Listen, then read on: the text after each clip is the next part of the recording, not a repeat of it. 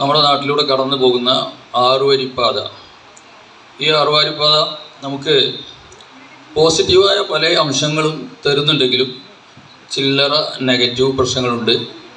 മാത്രമല്ല എനിക്ക് ചില്ലറ കോടികളൊക്കെ അതുകൊണ്ട് കിട്ടിയിട്ടുമുണ്ട്.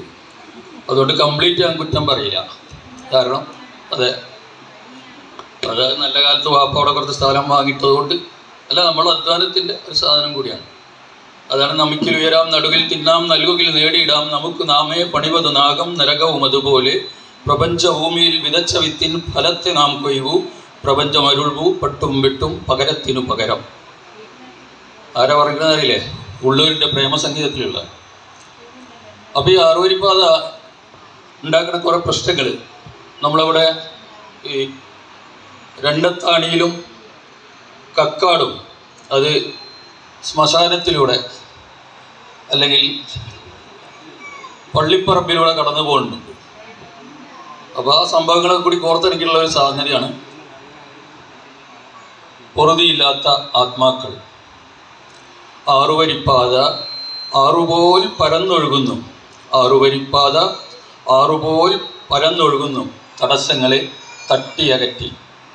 ചുഴികളും മലരികളുമില്ല, വളവുകളോ തിരിവുകളോ ഇല്ല, കയറ്റിറക്കങ്ങളും.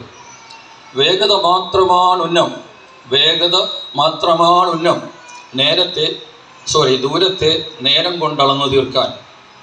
കുന്നും മലയും മനസ്സിൽ പോലും ഉയർന്നു നിൽക്കാതെ, കുന്നും മലയും മനസ്സിൽ പോലും ഉയർന്നു നിൽക്കാതെ, വയലും നിഴലും താഴ്വാരങ്ങളെ തഴുകിയുണർത്താതെ, തച്ചുടക്കപ്പെട്ട നാടും വീടും, തച്ചുടക്കപ്പെട്ട നാടും വീടും, തരിപ്പണമാക്കപ്പെട്ട മണ്ണിൻ്റെ ഗർഭപാത്രങ്ങൾ, പാലകളിൽ കൊടിവാർത്തിരുന്ന യക്ഷികൾ ചിറകടിച്ചുയർന്നു, പനംവട്ടകളിൽ കാറ്റു പിടിക്കാതായി.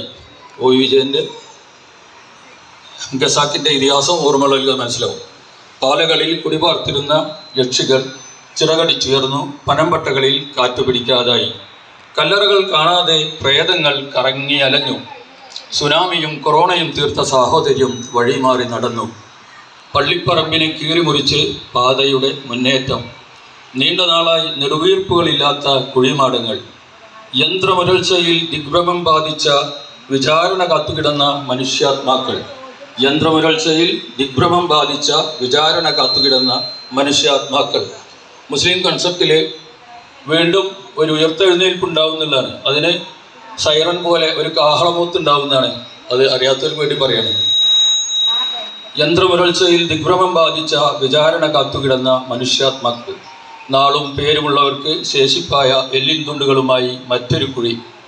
അല്ലാത്തവർ മതേതരത്വത്തിൻ്റെ വിശാലമായ പടുകുഴിയിൽ, അല്ലാത്തവർ മതേതരത്വത്തിൻ്റെ വിശാലമായ പടുകുഴിയിൽ.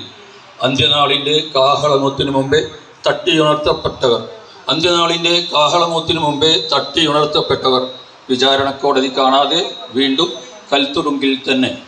നന്ദി.